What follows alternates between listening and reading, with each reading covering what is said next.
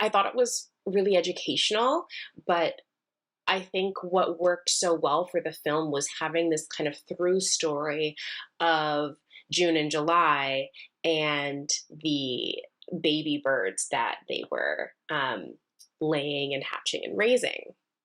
And we get to monitor their growth and development throughout the film, and then it comes full circle at the end where we get to see them, leaving the nest and taking their first flights, and eventually the nest is empty and the cycle gets to begin again. So I just really enjoyed that there was a through story the whole way, and I felt like it kind of tied everything up in a really nice, neat bow. So I'm so glad when pieces like this exist and help to educate the public and population. I don't know if I have kestrels in my area, but there could be.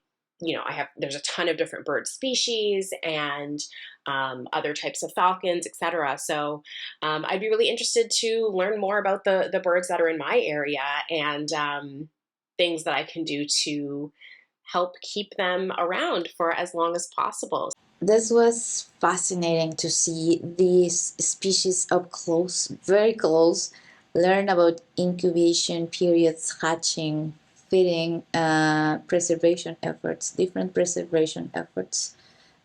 They also touch on scary statistics for the average life expectancy of this type of birds of prey or raptors.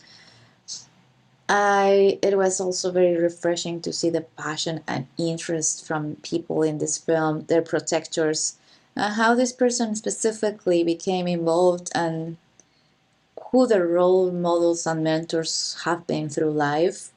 I like the analogy with art that gives the film the title. We talk about freedom and beauty and how it is very important to act before it's too late. They really highlighted how much you can get involved and how much you can, help or be someone that helps advocate.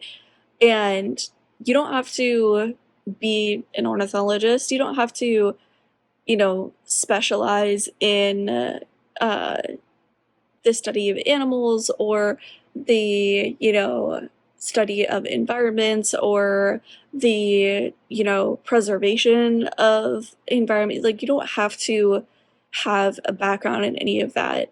You just have to have the passion, you just have to have the interest, and you really can make a difference and you really can be involved. And I think that that is probably the best message that they really, really effectively got across. Of course, the heart of the film is just showing them in this box, this incubator, showing the mother, raising the chicks, and then seeing them come out of the box at the end is very nice. It's very rewarding. And it's nice to frame around that the work that the folks are doing and seeing the other animals and seeing the photographs and everything. And this is just really wonderfully put together. I can tell that this was a small production put together by a small team, telling a big story, and it's very heartwarming and wonderful. I think Kestrel was a very well done film. I really enjoyed the documentary because it's very educative. It really, we are here in Nebraska, southeastern Nebraska, which try, and we see how Kestrels just live their life.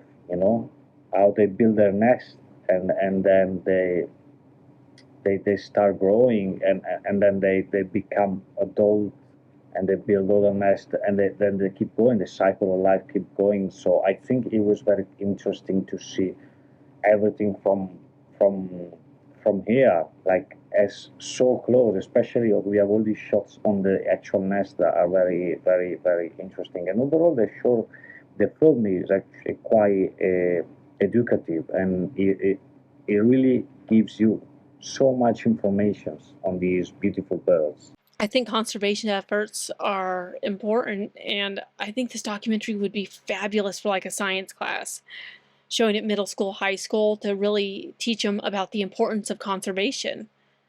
It's one of those things where they can read about them in textbooks, they can see news articles, but it does something more for kids to see the visual conservation efforts that people are putting in. And a documentary like this would show them, and it might bring awareness not just for the kestrel bird, but any other species, to conserve what's going on and help them stay around. Because as humans, like the lady said, we think we're the most important thing in the world, and we're not always. We're not the only things in this world. And it's time we start thinking about these other creatures, these other animals. They have a right to be on this earth too.